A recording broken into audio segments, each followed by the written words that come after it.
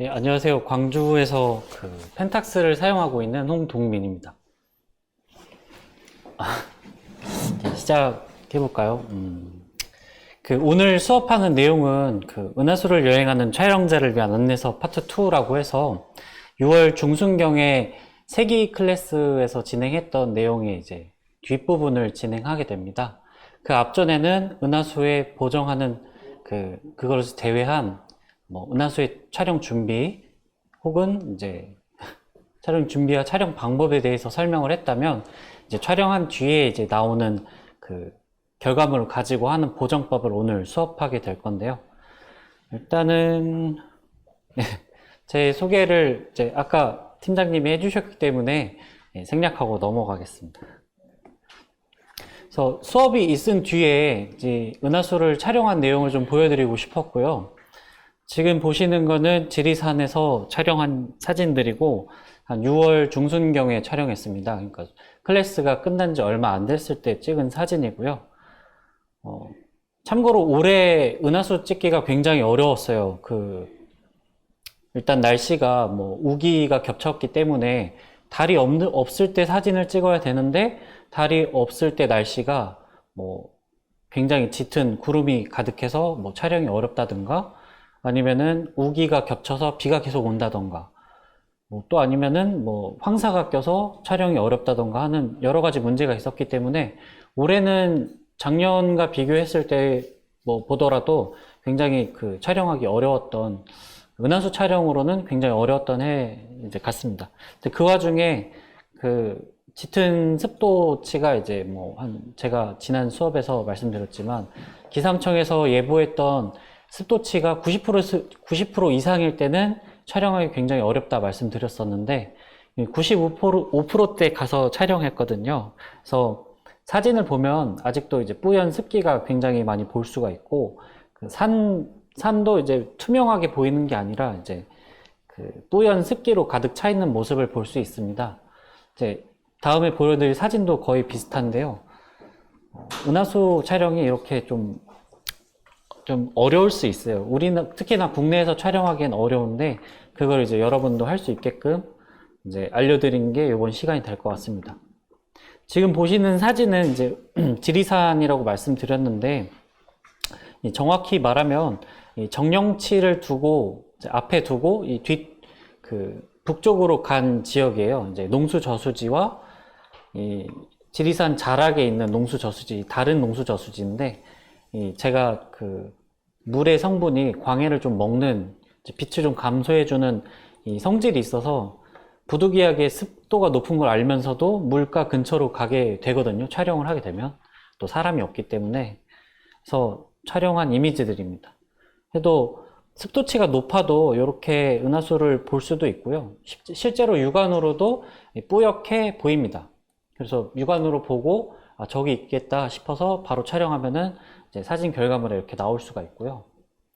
그리고 요거는 제가 사용 중인 이제 보급기 KS2로 촬영한 사진이고요. 요 같은 경우도 이제 보급기여도 이렇게 표현이 가능하다고 이제 보여드리고 싶었습니다. 그래서 이제 같이 촬영한 사람들 이렇게 찍혔죠. 6월 중순이 넘어가서 7월, 8월, 이제 9월, 지금 보시는 사진은 9월 달로 넘어갔어요. 아까 말씀드린 대로 7, 8월은 비가 오고 구름이 많이 껴서 해당 원령 때는 촬영을 하지 못했고, 9월 달 초 정도 돼서야 이제 하늘이 열려서 그때 이제 촬영했던 이미지입니다.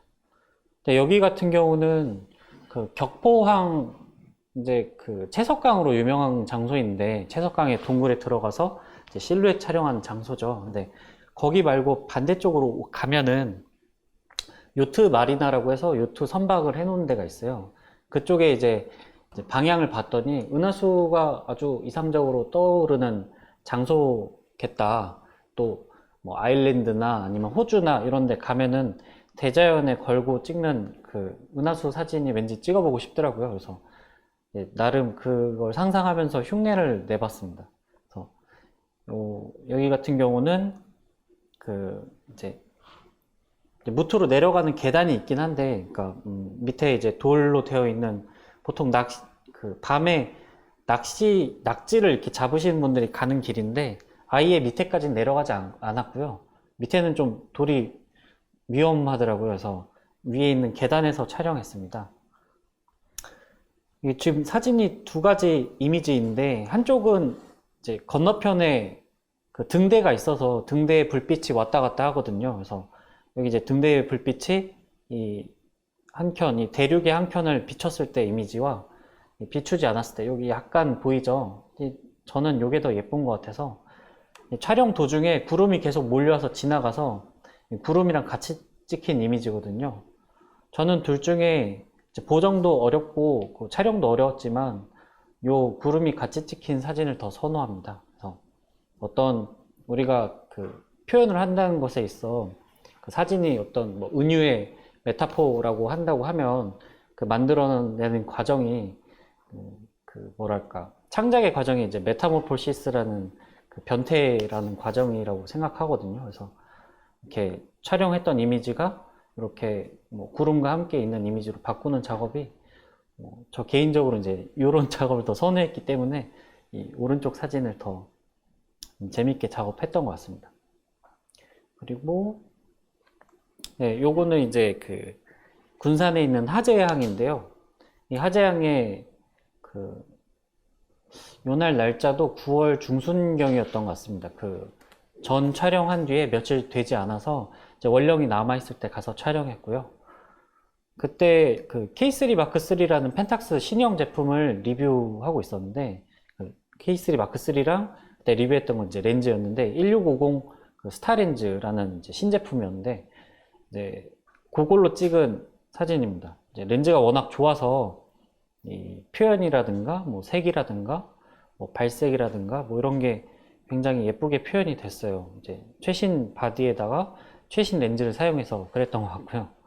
그리고 이제 이 사진 같은 경우 사실 좀 이제 실패한 사진인데 제가 그 신경 쓰지 못해서 이제 별 점상이 좀 틀어졌고요. 이제 별이 아주 작은 좁쌀처럼 촬영을 해야 되는데 그래야 이제 가스층도 잘 보이고 하는데 이제 잘 틀어진 상태로 계속 촬영이 되다 보니까 이상적인 이미지로 촬영하지 못했고 또 여기 보면은 이 사람들이 그 지금 촬영 나오신 분들이 같이 촬영을 하고 계시는데 저랑 다른 일행이셨습니다. 알고 보니 인스타 친구셨는데 이분 같은 경우도 이 옆에 그 고깃배 불빛이에요. 고깃배 불빛이 어마어마하게 큽니다. 그 마치 바다에 달이 추락한 것처럼 엄청나게 밝은데 그 고깃배랑 같이 별을 찍으면은 나오긴 나오는데 이제 보정을 아무리 해도 이런 식으로밖에 안 나오죠. 이제 그런 광원을 같이 담으면 어떻게 된다라는 걸 보여드리려고 제가 가져왔고요. 지금 사실 여기도 광원이 있어요. 광원이 있는데 제가 좀 지대를 낮은 곳으로 내려가서 광원을 가려놓고 촬영했거든요.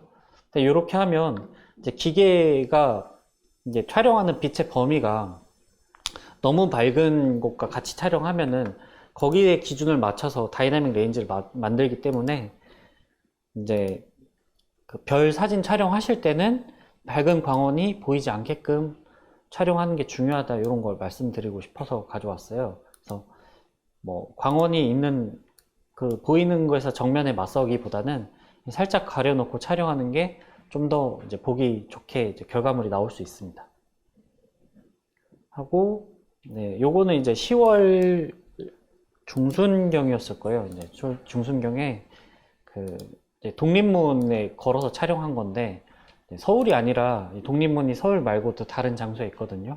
근데 여기 같은 경우는 그 보성에 있는 서재필 기념관이라고 그 서재필 그분을 이제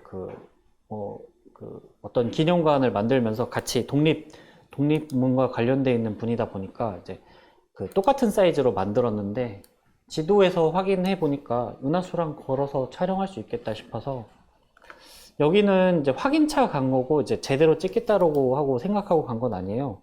이제 걸 수 있겠다고 생각을 해서 만약에 다시 가서 찍는다고 하면 이제 봄이나 뭐 좀 이르게 촬영을 해서 그 문이 좀 정면으로 나오고 그 문 뒤로 이제 은하수가 이제 병풍처럼 있는 모습을 촬영하게 될 것 같아요. 그래서 막상 현장에 가보니까 몇 가지 문제가 있었는데, 여기 같은 경우는 가로등이 너무 밝아서 실제 독립문과 별과 같이 찍었을 때 문이 아주 휘황찬란하게 밝게 찍힙니다. 가로등의 불빛이 워낙 강해서. 그래서 지금 사진 같은 경우는 감도를 조절해서 감도를 좀 낮춰갖고 이 문을 찍고, 하늘을 이제 스카이 값으로 이제 따로 찍어서 두 장을 이제 합성을 한 거죠. 두 장을 이제 크기를 사이즈를 맞춰갖고 이제 스티킹 작업, 마스킹 스티킹 작업을 했는데, 부득이하게 뭐 이렇게 해야 되는 경우는 어쩔 수 없이 이렇게 할 수밖에 없고요. 또 그라운드를 좀 세밀하게 표현하고자 하면은 이런 식으로 또 따로 찍어야 더 정확하고 아름다운 사진을 만들 수 있습니다. 요거는 이제 따로 스티킹하지 않고 같이 찍은 거고요. 거기 이제 서대필 기념관 바로 입구에 이렇게 좀 한옥의 문 같이 예쁜 게 있어서 딱 은하수가 바로 위에 뜨는 곳이기 때문에 촬영을 해봤습니다. 이것도 이제 제가 쓰는 보급기로 촬영했고요. 그래서 뭐 은하수 촬영할 때 나는 비싼 카메라가 아니라서 무리지 않을까라고 생각하셔도, 뭐 실제로 가서 촬영을 해보면은 다를 수 있거든요. 특히나 이제 뭐 감도를 만대나 이제 좀 고감도로 올려서 촬영이 가능하니까 그런 것도 한번 시도해보면 좋을 것 같습니다. 이렇게 중간 동안 제가 찍은 사진을 보여드렸고요. 전 수업에서 했던 게 촬영의 조건, 촬영의 방법이라고 해서 그때 비중을 조건을 80 그리고 방법을 20이라고 설명을 드렸는데, 오늘 보정까지 이제 합쳐서 말씀드리면 이제 조건이 60% 그리고 방법이 20% 보정이 20% 정도 된다고 보면 돼요. 어떤 말이냐고 하면은 설명을 좀 드리면, 조건은 뭐 장소에 대한 적합성이라든가 뭐 날씨가 얼마나 좋을 것인가, 또 이 시기, 계절의 시기는 적합한 것인가, 달이 뜨고 지는 시기, 원령, 달이 이제 없을 때 촬영이 가능한 것인가, 뭐 이런 여러 가지 사전 조사를 이제 조건이라고 설명드렸었고요. 방법 같은 경우는 실제로 촬영지에 가서 우리가 별 점상을 잡는 법, 그리고 우리가 뭐 조리값이라는 셔터 스피드, 혹은 우리가 은하수 표현할 때 단순하게 은하수 찍는 것 뿐만 아니라 밑에 있는 그라운드, 뭐 건물이라든가 뭐 같이 사람을 담아서 찍을 수도 있고요. 그런 것들에 대한 것들을 설명드렸었고, 혹시나 이제 지금 하는 수업은 이제 보정이다 보니까 전 수업이 궁금하신 분은 세기 PNC에서 운영하는 김대리 아지트라는 유튜브 채널이 있습니다. 거기서 전 수업을 보신 다음에 지금 수업 들으시면 더 이해가 쉬우실 거예요. 그래서 오늘 하는 거는 보정이고요. 이 조건과 방법을 통해서 원본을 이상적으로 만들었다면, 이상적으로 촬영했다면, 이걸 활용해서 보정하는 법을 설명드릴 겁니다. 가끔 이제 여쭤보시는 분이 잘 찍으면 되지 보정해야 되냐 하시는데, 지금 시중에 있는 여러 가지 별 사진들이나 뭐 딥스카이를 포함해서 은하수 사진들은 전부 보정한 사진이에요. 보정하지 않고 그렇게 아름다운 사진이 나오기엔 거의 불가능에 가깝거든요. 특히나 뭐 몽골이라든가 아니면 뭐 칠레 뭐 이런 사막에서 촬영하면 되지 않겠느냐라고 하시는데, 물론 거기서 촬영하면 이상적인 사진이 나오는데 그것도 보정을 해야 더 예쁘게 됩니다.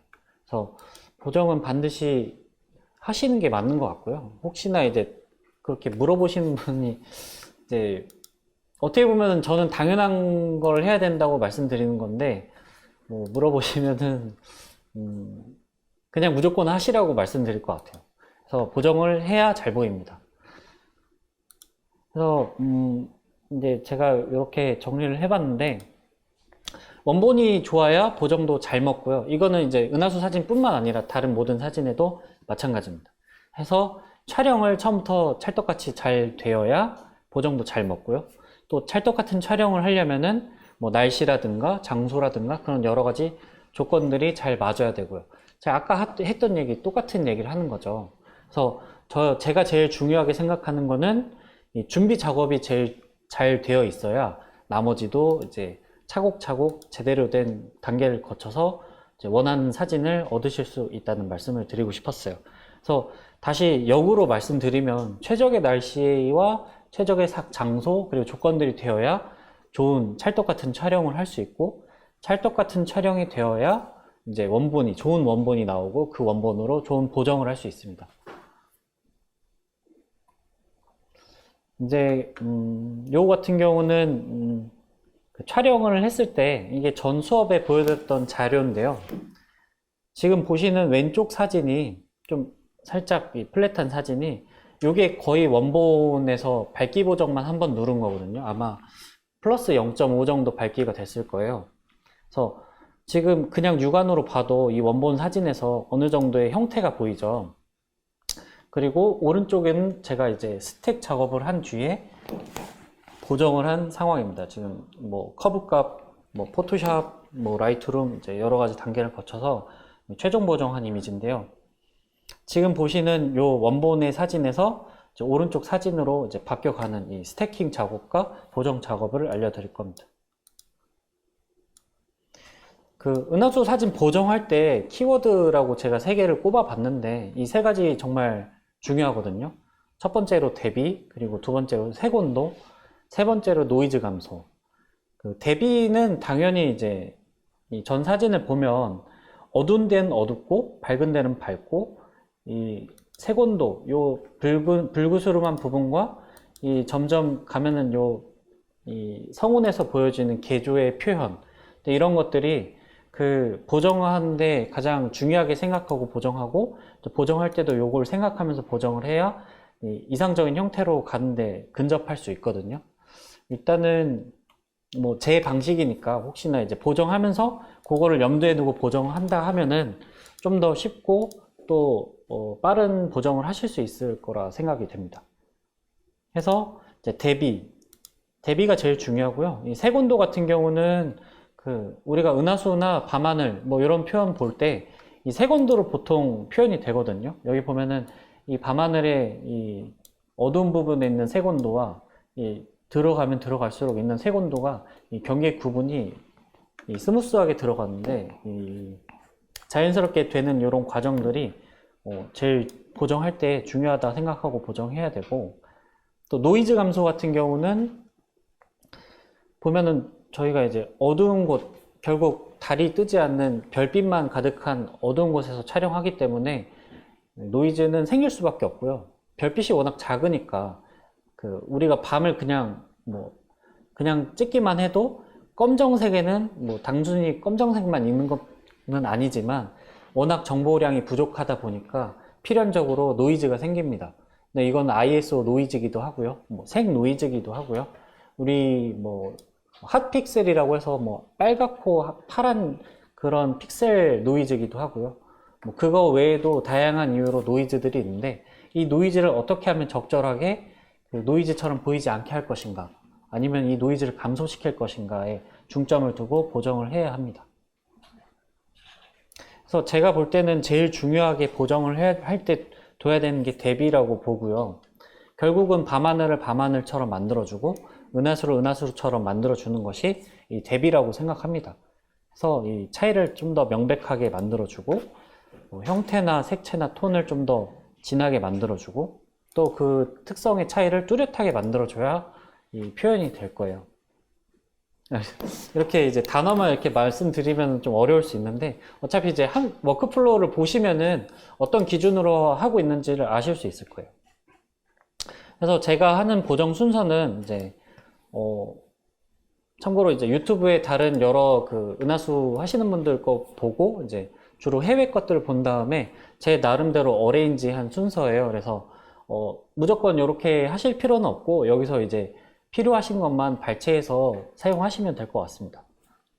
가장 먼저 인터벌한 그 사진을 스택을 할 거고요.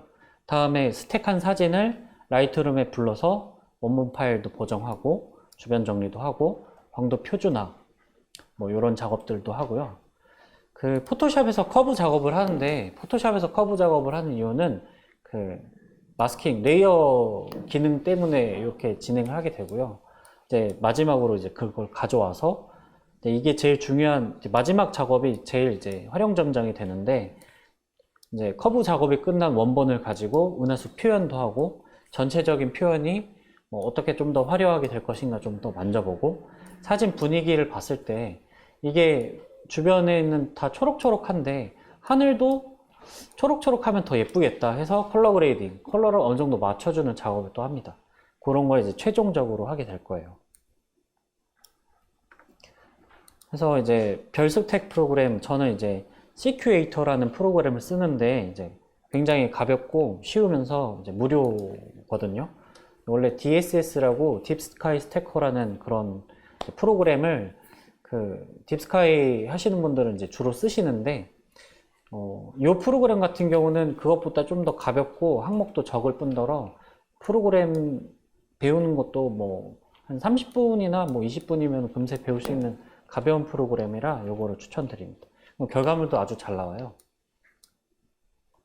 그래서 이제 그 확대 디테일샷, 이건 원컷으로 제가 보정한 거고요. 그리고 이제 오른쪽에는 스택을 한 뒤에 이제 보정한 겁니다. 그래서 아무래도 비어있는 그 픽셀이나 이런 그 사진 안에 이 세 개 정보가 서로 교차 취합이 돼서 색 정보가 좀 더 풍부해지기 때문에 이런 개조가 나올 수 있는 거라고 보고요. 또 이렇게 스택하는 거를 또 이제 시연해서 보여드릴 겁니다. 그리고 이제 시연하는 걸 보여드릴게요.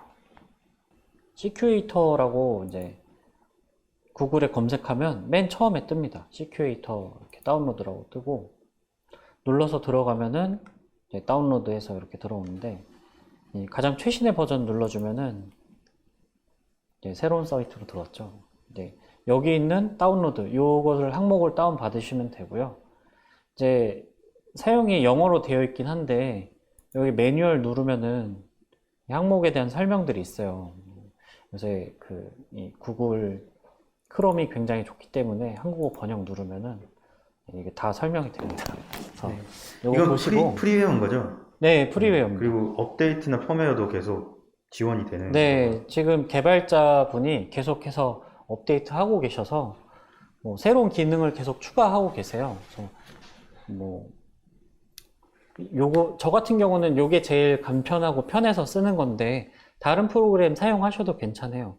어쨌든 스택을 하면은 좀 더 이상적인 그 보정이 가능하니까, 이상적인 원본으로 만들어져서 보정이 가능하니까 한 장의 사진을 원하시면은 이렇게 스택을 해서 하는 걸 추천드립니다.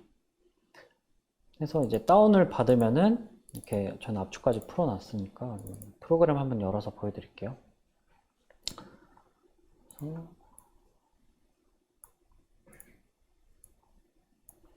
보면은 이제 어차피 항목이 이렇게 좌측 위에 상단에 5개, 나머지 항목들이 이렇게 늘어져 있습니다. 어차피 이 항목은 전부 다 쓰는 게 아니라서 일단 쓰는 것만 해서 알려드릴 거고요. 제일 중요한 위에 거부터 알려드릴게요. 사용하는 방법은 제가 사전에 제가 인터벌로 촬영했던 사진들을 가져왔어요. 그래서 인터벌로 뭐 15초 간격으로 15초 노출했던 이 사진들인데, 이거를 이제 단순하게 드래그 앤 드롭으로 넣으면은 스타 이미지, 노이즈 이미지, 비네팅 이미지라고 3개가 뜹니다. 그래서 스타 이미지로 넣으면은 지금 제가 스태킹한 이미지를 넣었어요. 지금 여기 보면은 동일한 값으로 되어 있는 다른 별 사진이 이제 기본 이미지에 해당되거든요. 이 기본 해당되는 이미지로 쌓여서 이걸로 작업하겠다. 지금 스택할 소스 사진들을 넣은 거죠. 그래서 이 중에 가장 중심 값에 있는 거를 임의로 베이스 이미지로 삼습니다. 지금 보이는 이미지가 가장 중간 값에 있는 이미지일 거예요. 그래서 이걸 더블 클릭해서 내가 직접 베이스 이미지를 다른 걸로 고를 수도 있는데 웬만하면은 가운데 있는 이미지를 골라서 사용하면 좋습니다. 하고 노이즈 이미지와 비네팅 이미지, 요거는 이제 노이즈 이미지 같은 경우는 우리 딥스카이 촬영하시는 분들은 다크 값이라고 따로 촬영하는 게 있어요. 같은 동일한 촬영 노출 값으로 현장에서 바로 그냥 렌즈캡을 닫은 다음에 검게 해서 촬영하는 이미지인데 이렇게 검은색으로 나와요. 이걸 왜 촬영하냐면 그 센서마다 어떤 그 오류가 있는 경우도 있고 뭐 QC가 좋지 않은 경우에는 이렇게 그 핫픽셀, 빨갛고 파란색의 점이 나오기도 하고, 이게 단순하게 검은 값을 이 카메라가 연산할 때 오류가 생겨서 나오기도 하고, 뭐 원인은 다양하거든요. 근데 그런 것 때문에 이 핫픽셀이 나온 거를 이 다크 값을 촬영해 주면은 이 CQ8에서 이제 스택을 쌓을 때 이거를 제거하고 연산할 수 있게끔 하는 그런 참고 자료라고 할까요? 네, 이거는 해도 되고 안 해도 됩니다. 저는 현장에서 귀찮아서 잘 안 해요. 그래서 이거 말고도 하는 방법, 뭐 핫픽셀을 보정하는 방법 여러 가지 있으니까 그냥 이거는 넘어가셔도 되고요. 비네팅 이미지 이것도 좀 선택 사항인데, 여기 있는 비네팅 이미지 같은 경우는 그 각 렌즈 카메라 회사가 이제 그 생산하는 렌즈에서 비네팅 이미지를 제공하는 경우가 있어요. 특히나 광각 렌즈 같은 경우는 최대 개방 시에 이렇게 가운데만 좀 많이 밝고 점점 귀퉁이로 갈수록 광량 저하가 되는 경우가 있거든요. 이런 비네팅 이미지를 제공해줘서 여기다 이제 그 제공된 이미지를 넣어 놓으면은 이 비네팅 균질화라는 옵션을 넣어서 연산하는 경우도 있습니다. 근데 저 같은 경우는 제가 쓴 렌즈에는 비네팅 이미지가 없기 때문에 쓰지 않고 있고요. 뭐 쓰지 않아도 크게 무리 없이 진행이 되는 것 같아요.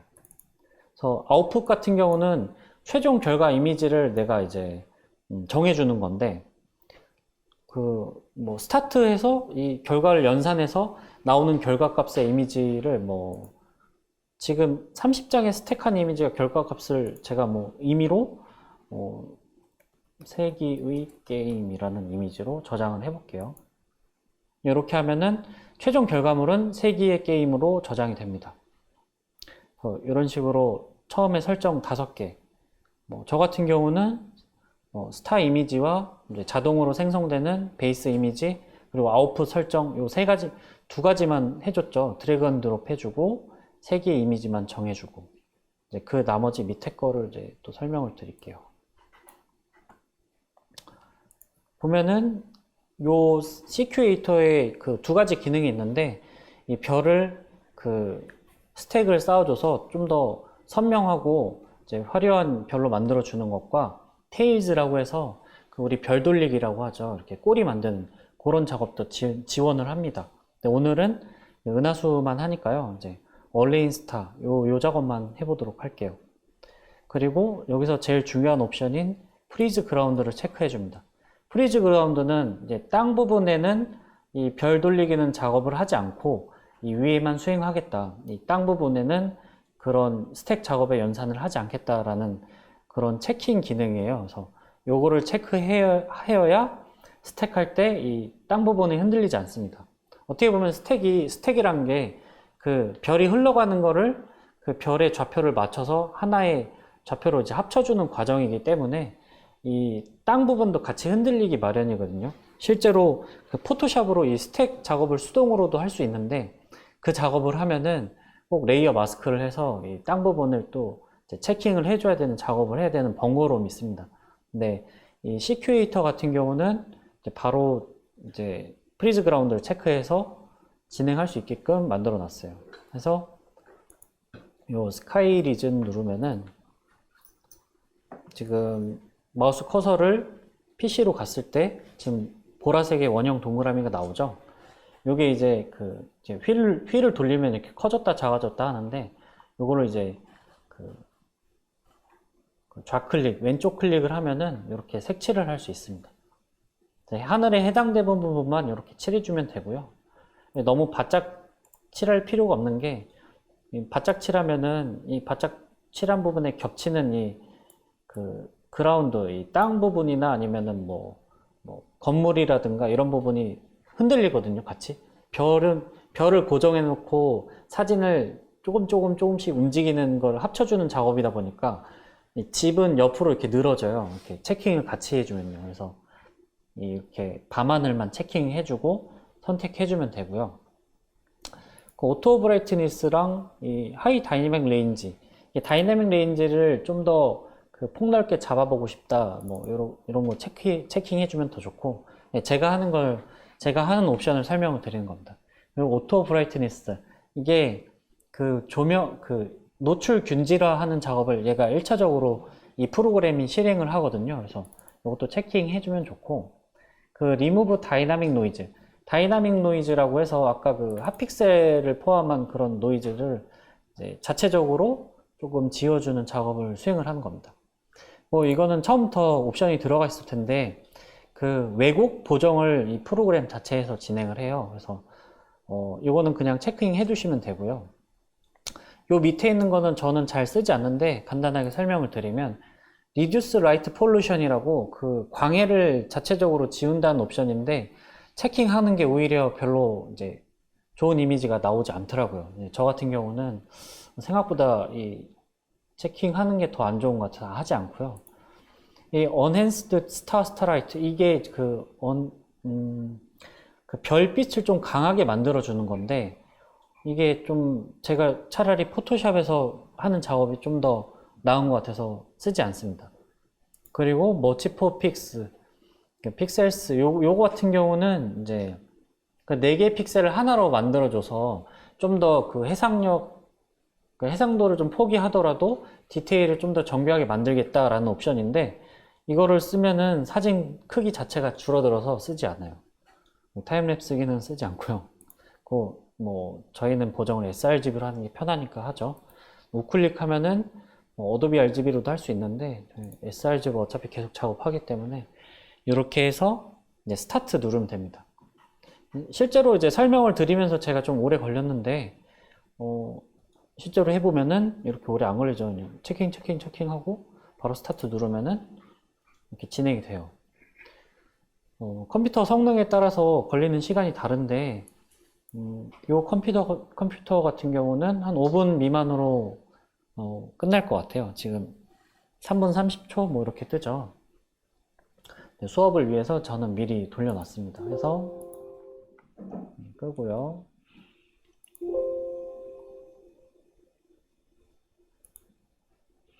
약간 컴퓨터 성능에 따라서 조금 네. 시간의 차이가 있을 수 있네요. 예, 이게 CPU의 능력에 따라서 다른 부분이라 어떻게 보면 이것도 인코딩 하는 작업이라고 보시면 돼서 컴퓨터가 좋아야 이제 잘 됩니다. 근데 뭐 저 같은 경우는 그냥 어차피 이 프로그램 자체가 그렇게 무거운 프로그램이 아니다 보니까, 뭐 노트북은 저 10년 된 거 쓰거든요. 그래서 노트북으로 부득이하게 하게 되는 경우는 좀 더 기다린다는 생각으로 합니다. 네. 네. 근데 뭐 돌아가지 않는 건 아니니까. 네. 그래서 CQ웨이터 하고 이제 가장 먼저 이제 라이트룸을 할 건데요. 이 라이트룸에서 이제 아까 진행했던 작업을 이렇게 뭐 라이브로 해서 임포트를 해서 불러왔어요. 네, 꼭 이제 라이트룸으로 해야 되는 건 아니고요. 카메라 로우나 아니면은 기타 다른 보정 프로그램으로 하셔도 무방합니다. 그래서 이렇게 불러온 이제 이미지가 있으면,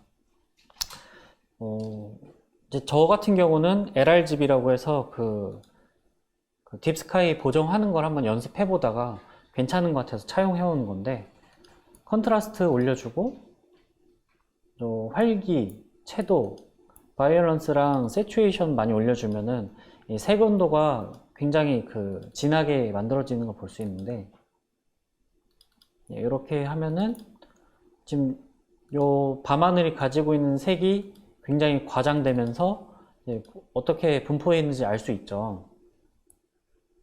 여기서 이제 플랫 작업, 제가 이제 평준화를 해야 요 은하수가 좀 더 돋보일 수 있거든요. 그래서 평준화 작업을 해줍니다.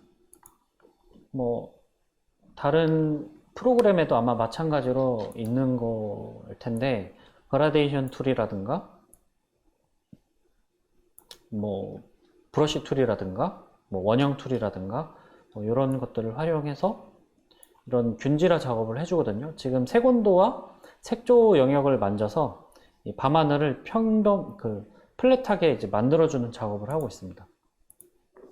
이 작업으로 좀 디테일하게 해줘야 밤하늘이 좀 더 그럴듯하게 보이거든요. 브러쉬를 이런 식으로 칠해주고,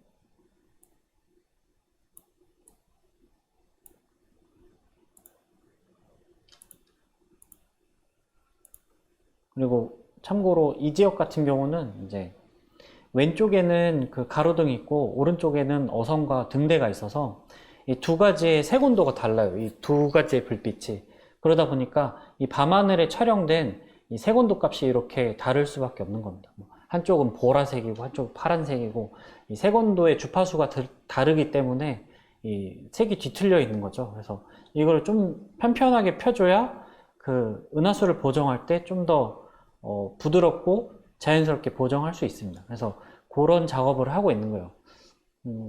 비유를 하자면 구겨진 철판을 피는 작업이죠. 그래서 요거를 이제 칠을 해주고,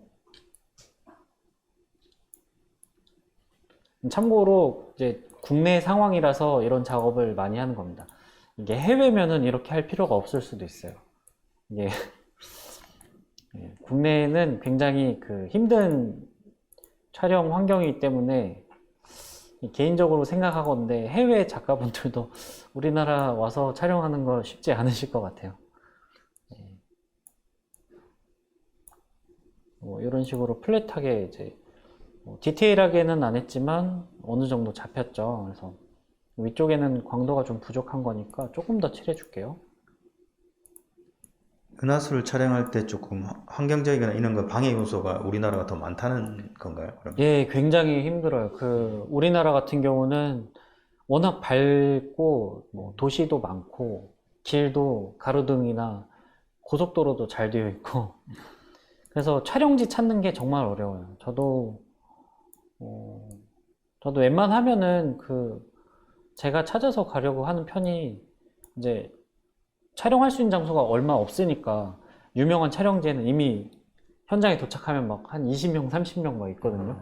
근데 이제 그러면은 제가 원하는 촬영을 못해서 차라리 아예 남들 모르는 데를 찾아서 촬영하자라는 식으로 생각하고 있고, 촬영하시는 분들도 그렇게 했으면 좋겠어요. 저 개인적으로도. 왜냐면 같은 컷을 하기보다는 이제 뭔가 독특한 컷을 하려면 결국은 다른 장소를 찾아야 되는 거라 가능하시면은 좀 다른 장소를 찾아서 촬영해 보는 거 추천드립니다. 네. 그래서 이제 어느 정도 플랫하게 만든 것 같은데 좀 아직 보라색이죠? 여기만 한 번 더 칠해 줄게요. 하고 요 Alt 누르면 브러쉬에 마이너스가 돼서 기존 색칠되어 있는 영역 여기 이제 이제 지워지는 건데, 이 마이너스를 잘 활용하면 좀 더 부드럽게 작업을 할 수 있어요. 이런 브러쉬 작업은 어차피 이따가 최종 작업할 때도 여기 그 은하수 부분을 색칠해 주듯이 이제 파운데이션 발라주듯이 또 하는 작업이거든요. 그래서 핵심은 이런 마스킹 이 마스크 작업, 뭐 브러쉬라든가 그라데이션이라든가 이런 걸 통해서 플랫하게 펴주고 차후에 여기 있는 은하수를 좀 더 돋보이는 이런 작업들, 그런 게 이제 핵심이 될 것 같습니다. 지금 전체적으로 좀 파라니까 색온도를 좀 잡아 볼게요. 네, 이렇게 하면은 이제 적정 색온도의 값이 된 것 같습니다. 여기 좀 보라색인데 이대로 진행해 볼게요. 작업할 때는 이렇게 지금 보시면은 그 밝기 부분과 색온도 부분 전체에 들어간 영역 제외하고는 전부 체킹을 풀었어요. 이 상태에서 우클릭하면은 편집 들어가면은 포토샵이 있습니다. 그래서 포토샵으로 들어갑니다. 맨 위에 거를 선택하셔야 돼요. 이 나머지 두 개는 오리지널 값이랑 이 카피 값이 이제 오리지널의 카피가 들어간 거고, 이 맨 위에 게 라이트룸이 기존 제가 이제 뭐 마스킹하고 뭐 밝기 올렸던 요 값으로 보정을 한다라는 옵션이기 때문에 맨 위에 걸로 선택을 하셔야 되고요. 이렇게 열면은 포토샵이 열립니다.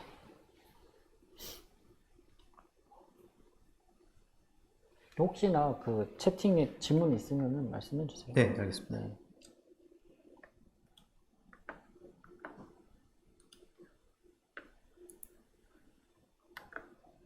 이렇게 이제 사진이 열렸으면은 항상 하는 배경 복사부터 먼저 하고요. 여기는 이제 커브를 하려고 온 거거든요. 커브를 여기서 하는 이유는 그 라이트룸에서는 이 커브를 하면은 그 마스킹 작업을 할 수가 없어요. 그래서 그것 때문에 여기 온 이유가 있고요. 일단은 제가 커브 값을 해보겠습니다. 이거 좀 크게 보죠. 중요한 작업이라 좀 크게 보였고요.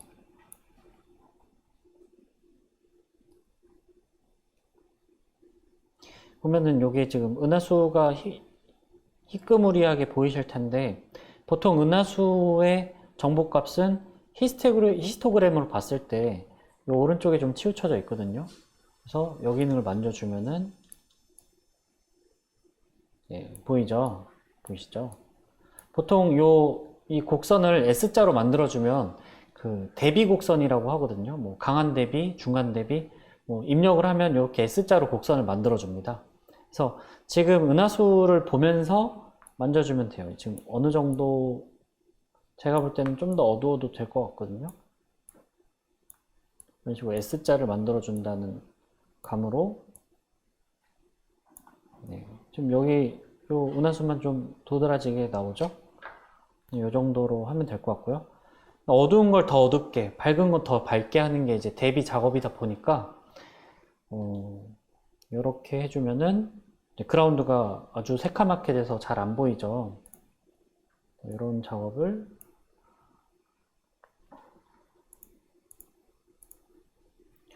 이제 곡선을 넣으면 이렇게 마스킹이 하나 씌워졌는데, 이제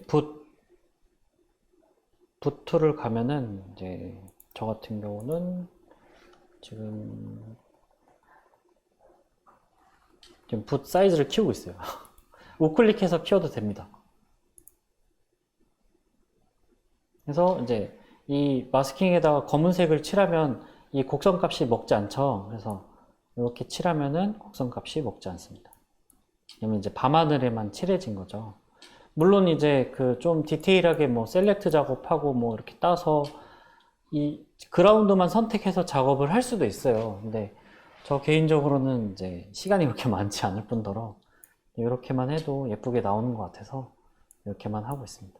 그래서 밑에를 칠했으면은 이 경계 부분이 좀 어색하다 그러면 이제 X를 누르면 여기 바뀌거든요. X를 눌러서 뭐 브러쉬를 부드러운 원으로 이렇게 하면은 이제 어느 정도 이제 적절하게 위에만 값이 적용이 된 것 같습니다. 그래서 지금 커브 값을 먹였고요. 지금 된 거에서 컨트롤 알트 시프트 E 누르면은 지금 현재 모든 값에 있는 거를 그 하나의 이미지로 만들어 주는데요. 좀 전체 이미지를 이제 하나의 이미지로 만들어 주는데, 요걸 가지고 이제 최소값, 제가 최소값을 사용해서 별을 좀 이제 밝은 별을 제외하고 잘 자란 별도 엄청 많잖아요. 지금 밤하늘 보면은 요걸 좀 줄여주는 작업을 할 겁니다. 요거는 해도 그만이고요. 안 해도 돼요. 이제 저 같은 경우는 이제 별의 개수가 좀 줄어들면은 아무래도 이제 주제가 은하수다 보니까 은하수가 좀 더 눈에 잘 들어오는 효과가 있거든요. 그래서 그런 작업을 해주는 편이고요. 그 작업도 그렇게 오래 걸리지 않습니다. 뭐 좀 쉽게 하는 방법을 좀 설명을 드리면,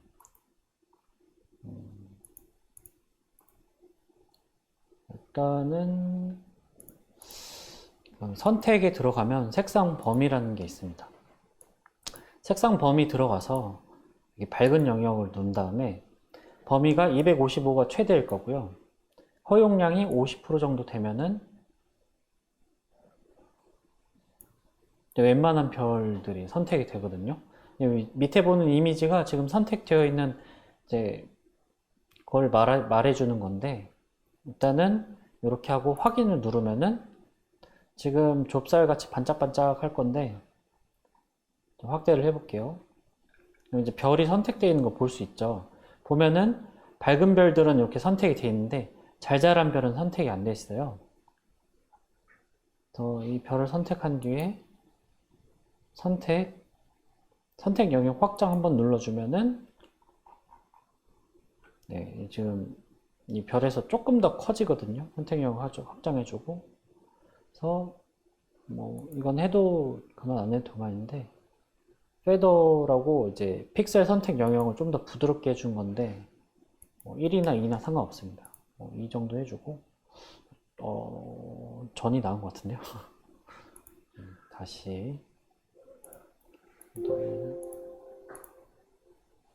자, 이렇게 선택을 했죠. 밝은 별만 일단 선택을 한 거예요. 그러면 이 밑에 있는 거는 생략하고요. 자, 우클릭하고 반전 선택을 하면은 이 밝은 별을 제외한 밤하늘이 선택이 됐어요. 그래서 뭐 이제 그라운드를 빼야 되는데 그라운드 빼는 작업은 어떤 툴로 해도 상관이 없지만 저는 올가미 툴이 제일 쉬워서 그 Alt를 누르면은 마이너스가 됩니다. Shift 누르면 플러스가 되고요. 저는 Alt를 눌러서 그라운드를 선택 해제를 할 거예요. 그래서 이런 식으로 이렇게 선택을 해제했습니다.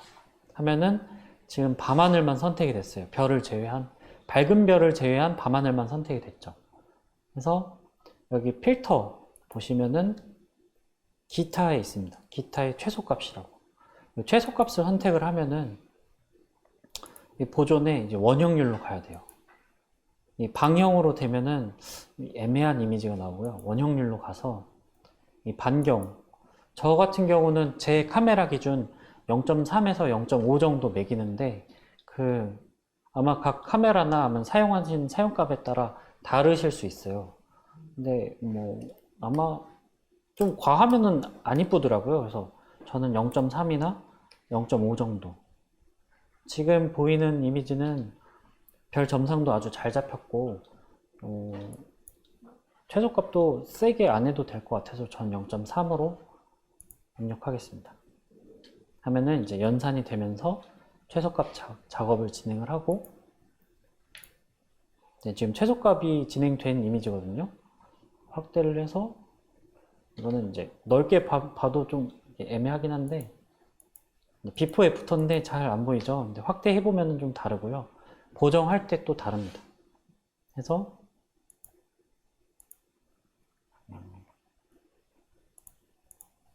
비슷한가요? 근데 이제 네, 지금 이게 최소값 전이고요. 최소값 뒤에는 약간 광도가 약해졌거든요. 저는 좀 심하게 하기보다는 이 정도만 해서 어차피 추가 작업할 때 대비를 올려주면은 더 차이가 나기 때문에 이 정도 작업만 해줍니다. 근데 이제 정말 밝은 별만 남겨놓고 작업하고 싶다 이러면 최소값을 더 주면은 좀 더 좋은 이미지로 만드실 수 있을 거예요. 여기까지 했으면은 이제 포토샵에서 할 수 있는 작업은 다 한 거예요. 저 같은 경우는 포토샵을 잘 모를 뿐더러 정말 필요한 기능만 쓰기 때문에 딱 여기까지만 하고 용량을 위해서 나머지 작업했던 것도 다 지웁니다. 안 지우셔도 돼요. 근데 지우는 게 더 용량이 괜찮아서 저장을 해주고 어차피 뭐 새로 보정하면 처음부터 다시 할 거니까 이렇게 하는 편이에요. 저장이 됐으면은 이제 닫아주고 닫고 이제 라이트룸에 오면은 포토샵에서 보정하고 커브 값을 매기고 최소 값이 적용된 이미지가 이렇게 옵니다. 그래서 이제 비교를 한번 해볼게요. 이게 비포고요. 이제 포토샵으로 갖다 놓은 애프터입니다. 그래서 커브 값처럼 이제 좀 어두워지고 밝아지고 이런 부분이 적용이 되어 있죠. 사실 라이트룸에서도 가능한데 라이트룸에서 하면 이 밑을 따로 보정하기가 굉장히 어려워서 이 커브값 보정 때문에 포토샵 가서 했던 거고요. 커브값 보정을 하는 이유는 뭐냐면 자연스러운 은하수 보정을 위해서라면 이제 기존에 여기 있는 컨트라스트 대비를 먹일 수도 있는 거죠. 근데 요거 같은 경우는 억지로 이렇게 고무줄처럼 늘린다는 느낌이라면 그러니까 강한 힘으로 당겨서 찢어낸다는 느낌이라면 뭐 간단하게 뭐 여기 있는 걸 한번 해볼까요? 여기 있는 거를 이렇게 대비를 바짝 올릴 수도 있고요. 이렇게 두분 대비를 바짝 올려서 이렇게 할 수도 있죠. 근데 이 사진이랑은 좀 다른 이미지거든요. 지금 보시면은 이렇게 강한 대비를 줄 수도 있는데 자연스럽게 커브 값이 먹어졌어야 그 부드러운 보정이 가능하거든요. 제가 그냥 단순하게 이렇게 마스크를 여러 번 씌워서 브러쉬로 이렇게 칠해서 보정을 해본 적도 있는데 그때보다 커브를 한 번이라도 매긴 상태에서 커브 값을 한 번이라도 적용시킨 상태에서 보정을 했을 때 좀 더 부드럽고 자연스러운 이미지가 보정이 되더라고요.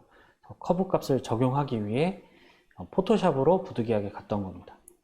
만약에 이 라이트룸이 이 커브 값에 대한 마스킹 작업을 지원을 한다면 포토샵에서 하지 않고 바로 라이트룸에서 할 수 있을 것 같아요. 물론 이제 포토샵 카메라 로우로 이 작업들을 해도 무방합니다. 어쨌든 기능은 동일하니까요.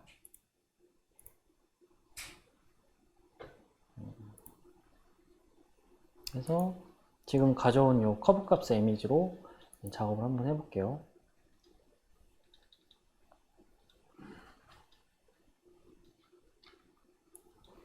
색온도로 좀 색깔을 내주고, 그리고 이 블랙, 이 은하수는 어두워야 되니까 어두운 값을 해주고, 디헤이즈 같은 것도 좀 매겨주고, 보면은 디헤이즈, 그 블랙 값, 그리고 이제 화이트 값도 좀 쓰고요. 컨트라스트도 쓰고, 익스포저, 여기 노출도 좀 신경을 써주고요. 여기 보이는 색온도도 적절한 수치로 만져줍니다. 하면은 이제 좀 더 대비가 살아나거든요. 그런 식으로 이제 그 은하수 영역대에 있는 거를 어떻게 하면 돋보일 수 있는지, 대비값, 색온도, 그리고 노이즈 감소, 요 세 가지 키워드로 보정을 해 나가면 됩니다.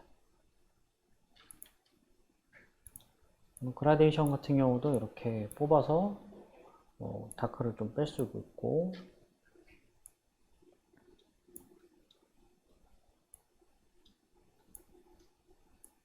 이런 식으로 잡아줄 수 있죠. 좀 여기 광해나 습기 올라온 거는 여기는 또 따로 또 브러쉬를 또 칠해줍니다. 결국은 이 선택을 어떻게 자연스럽게 하느냐가 중요하거든요.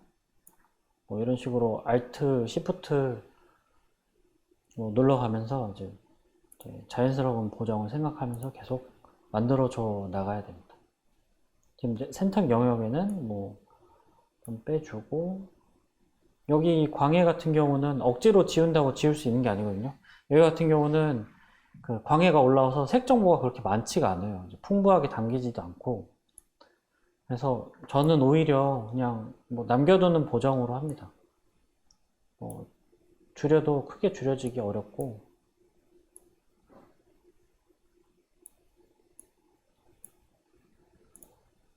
여기 같은 경우도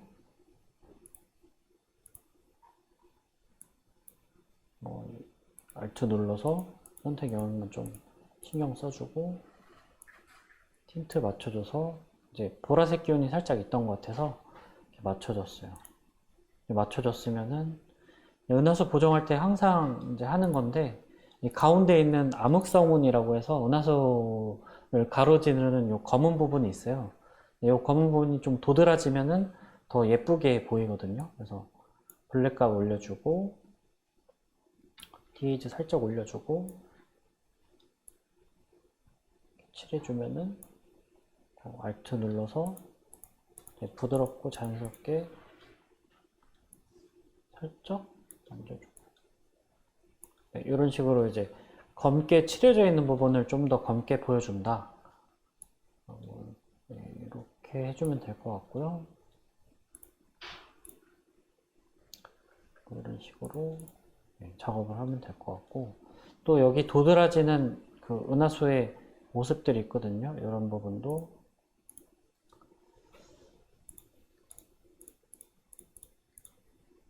하고, 살짝 밝게 대비 올려주고, 색온도도 살짝 잡아주고, 이런 식으로 좀 표현을 만들어내서 하면 될 것 같고요. 해서 이제 비포 애프터를 보시면은 보정 전이고 보정 후입니다. 그래서 플랫하게 만든 원본에서 은하수가 도드라지는 보정을 한 거고요. 여기서 디테일 보정을 좀 더 할 수도 있어요. 뭐 예를 들어서 뭐 여기를 좀 더 그 분위기를 만들어주고 이쪽에도 분위기를 좀 만들어주고 여기 있는 이 그라운드도 좀 작업을 해야겠죠.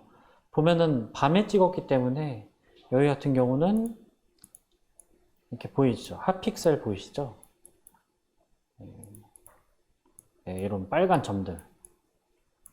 이게 지금 크게 보면은 신경 쓰이지 않는데 그 나중에 인화를 해본다든가 뭐 이러면 엄청 거슬리거든요. 그래서 이런 것도 지금 뭐 여기는 스팟 툴도 있는데 포토샵에서 작업하셔도 되고요. 눌러주면 되니까 이런 식으로 이제 사진을 작업도 해주고요. 뭐 저 같은 경우는 그 거의 모든 작업을 끝낸 다음에 이 크롭 작업을 합니다. 이렇게 사진을 좀 잘라내서 내가 원하는 구도로 이런 식으로 맞춰주겠죠. 항상 그 사진을 자를 때는 그 4대5 그 인스타 게시판비랑 네, 이제 16대9 인스타 스토리비 이렇게 해서 작업을 주로 합니다. 뭐 이렇게 작업을 하면은 되겠죠. 네.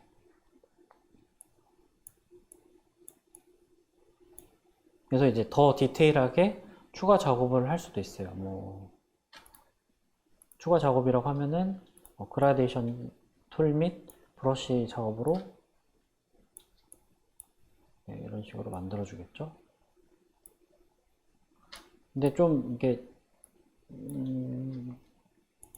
저 같은 경우는 여러 번 칠해서 조금씩 바꾸는 게 더 그 자연스럽고 좀 부드러운 이미지를 만들 수 있거든요. 근데 이제 한 번에 여러 개의 과정을 한 번에 하려고 하면 그게 좀 더 오히려 부자연스럽고 어색하더라고요. 그래서 좀 여러 차례 거쳐서 브러쉬 작업을 하시는 거를 추천드립니다. 그리고 여기서 이제 마지막으로 전 텍스처를 좀 낮춰요. 이게 좀 뭐랄까 대비 작업을 하기 때문에 좀 사진이 뾰족해 보인다고 해야 될까? 약간 그런 이미지거든요. 그래서 텍스처를 좀 낮춰주면 예를 들어서 뭐 원래 값은 요거였는데 좀 낮추면은 뭔가 사진이 좀 몽실몽실한 분위기로 바뀌거든요. 디테일이 조금 무너지기도 하는데 네, 한 요 정도 이렇게 해서 이미지를 만들었습니다. 여기 좀 색온도가 거슬리네요. 색온도를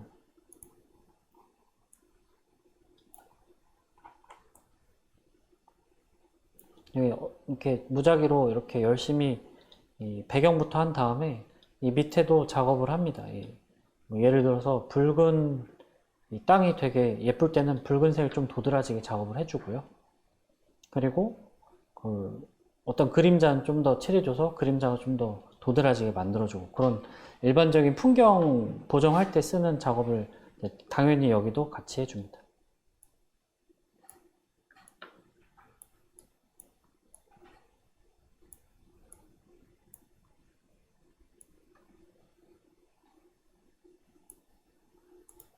이렇게 마무리를 할 것 같아요.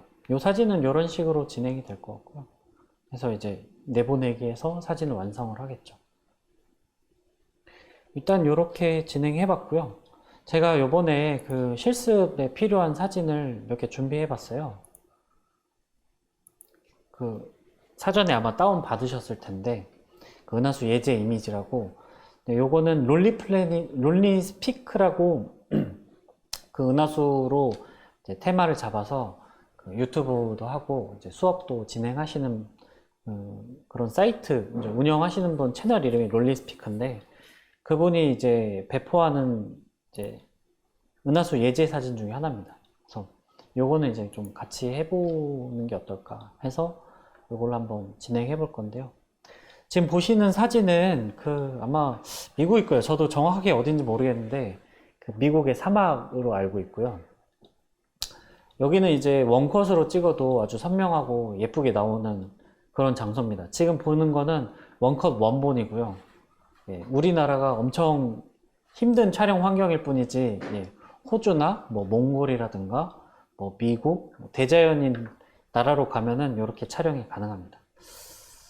그래서 요거 같은 경우도 똑같아요. 이제 대비 올려주고 활기와 채도를 올려서 지금 분포에 있는 색온도와 이 색이 어떻게 되어 있는가 한번 확인을 해보고, 이제 색을 좀 맞춰주겠죠. 네.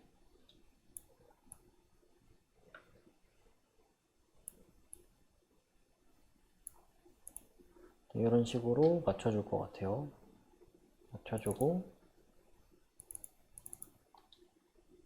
맞춰준 이 뭐 동일한 방법으로 포토샵으로 가겠죠.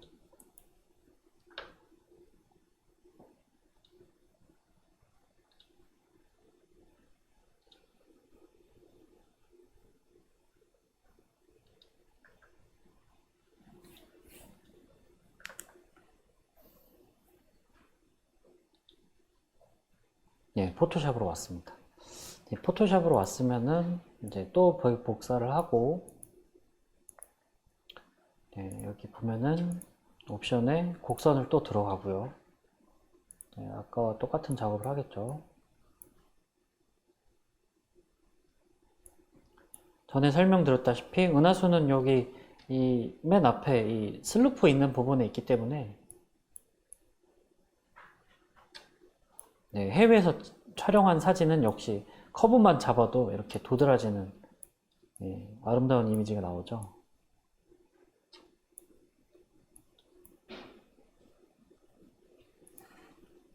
예, 지금 보시면은, 예, 커브값만 준 값입니다. 잠깐만요. 레이어에서, 예, 또 브러쉬 툴 가서, 예, 검정색 선택한 뒤에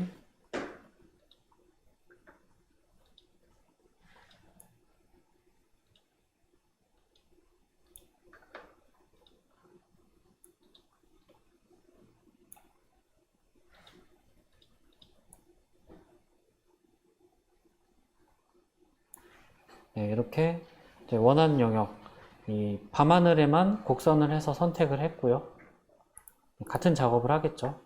결국은 저 같은 경우는 방법을 이제 거의 정해 놨어요. 이게 제가 해봤던 방법 중에 가장 빠르고 간단한 방법이어서 이 방법을 하고 있고요. 또 필터, 선택을 안 했죠. 선택, 색상 범위, 흰색, 네, 2호에 50. 이제 별들이 선택됐으면은 확장을 안 해도 될 것 같아요. 선택, 수정 안 해도 될 것 같고, 네, 반전 선택. 셀렉트 리버스일 거예요, 영어로 아마. 그래서 Alt 눌러서 마이너스로 해주고, 이제 또 영역을 빼주죠.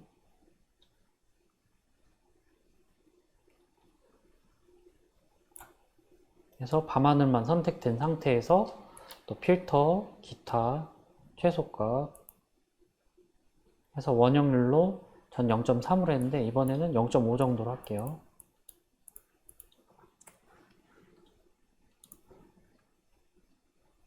또 별 줄이는 작업이 됐어요. 이제 좀 티가 나죠, 여기. 이거는 좀 다시 해야겠네요. 자, 다시 할게요.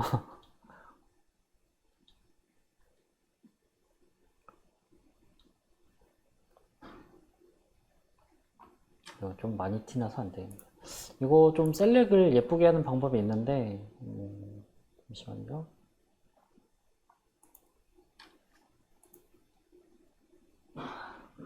일단 곡선 값을 먹이고, 곡선을 먹인 상태에서 다시 시작할게요. 이게 이제 레벨 같은 경우로 먹여서,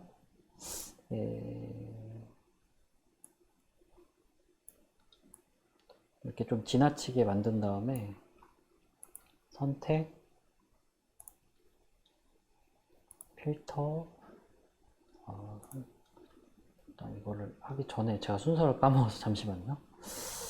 네, 보시면은 레이어에서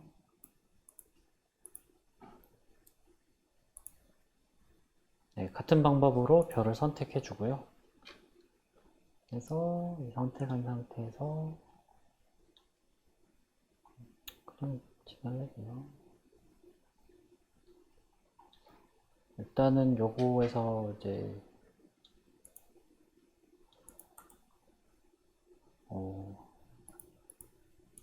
셀렉트 리버스를 하고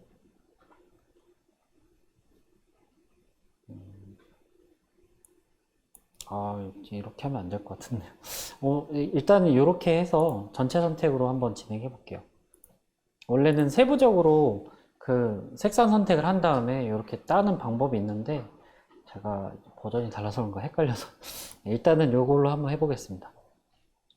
그래서 최소값으로 0.5로 적용을 하고 그러면 이제 기존에 비해서 지금은 별이 워낙 많았기 때문에 차이가 현격하게 나죠. 이게 비포고 이게 애프터입니다. 그래서 최소값으로 작은 별을 이제 줄여봤고요. 이 상태에서 나머지를 제가 하던 대로 안 지우셔도 돼요. 지우고 저장한 다음에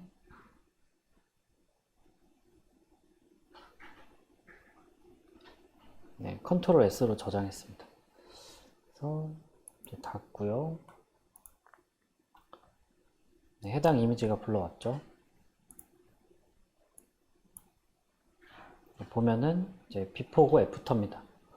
해외 사진이기 때문에 커브와 최소값만 했어도 이미 굉장한 사진이 되었는데 여기서 같은 작업을 이제 또 해주죠. 그라데이션 툴로 디에이즈 좀 살짝 주고 이런 식으로 어두운 건 어둡게 밝은 것 더 밝게 작업을 해주면 될 것 같습니다. 이렇게 하고 지금 전체적으로 그라운드가 나왔으면 좋겠거든요. 저는 섀도우를 살짝 줘갖고 커런트도 좀 주고 좀 저는 부드러웠으면 좋겠어요. 그래서 텍스처를 좀 빼서 여기가 너무 밝거든요. 브러쉬로 잡아서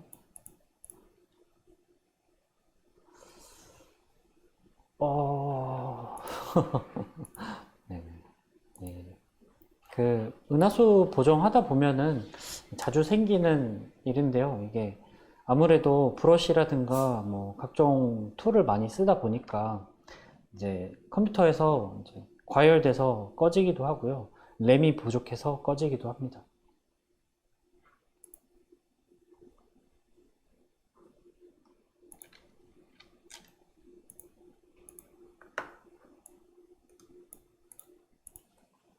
그래서 어둡게 해주고 해주고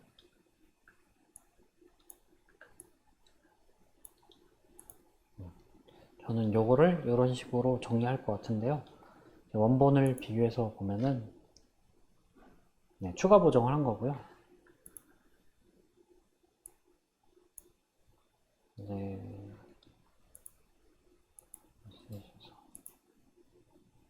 이게 이제 비포고 애프터입니다. 애프터를 해서 이렇게 선명하고 화려한 이미지로 만들 것 같아요. 이제 해외에 이렇게 좀 좋은 상황에서도 보정을 해야 좀 더 도드라질 수 있거든요. 요런 뭐 정말 좋죠. 이렇게 원컷으로 이렇게 나면 얼마나 좋을까요? 국내에선 이렇게 촬영할 수 있는 데가 거의 없어서 요것 같은 경우는 우리나라에서 좀 찍기 어려운 건데 겨울철에 그 은하수 꼬리 부분을 촬영할 수 있어요. 그러니까 우리가 일반적으로 촬영하는 거는 별이 굉장히 밝은 중심부 부분인데 여기 같은 경우는 꼬리 부분을 촬영했습니다. 요 사진의 설정 값을 보면은 뭐 3200에 뭐 18mm 2.8 이렇게 찍었는데 우리나라에서 찍을 수는 있어요. 이 꼬리 부분을. 근데 감도를 3200이 아니라 10,000대 정도로 하면 찍을 수 있을 겁니다. 6400으로도 찍으시는 거 보긴 했는데 3200으로는 아마 찍기 어려울 거예요. 이렇게 해서 여기서는 뭐 그대로 곡선이 있으니까 한번 해볼까요? 여기서도 곡선으로 해서 이제 가능하거든요. 네, 라이너.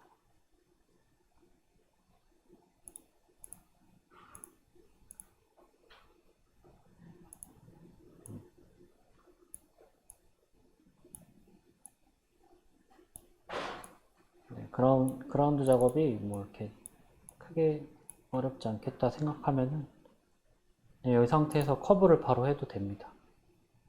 그리고 나머지는 원리는 거의 같으니까요. 디에이즈도 살짝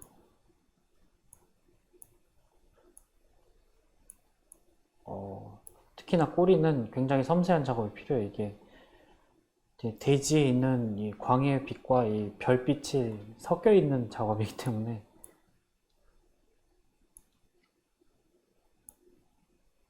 저라면은 그라데이션 툴로 밑에를 좀 더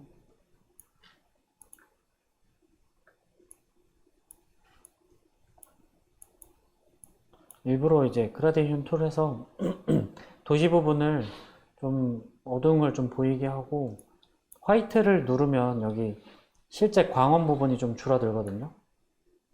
네, 이런 식인데 요거는 화이트를 줄이고 하이라이트를 올려서 땅이 보이면 더 예쁘겠네요.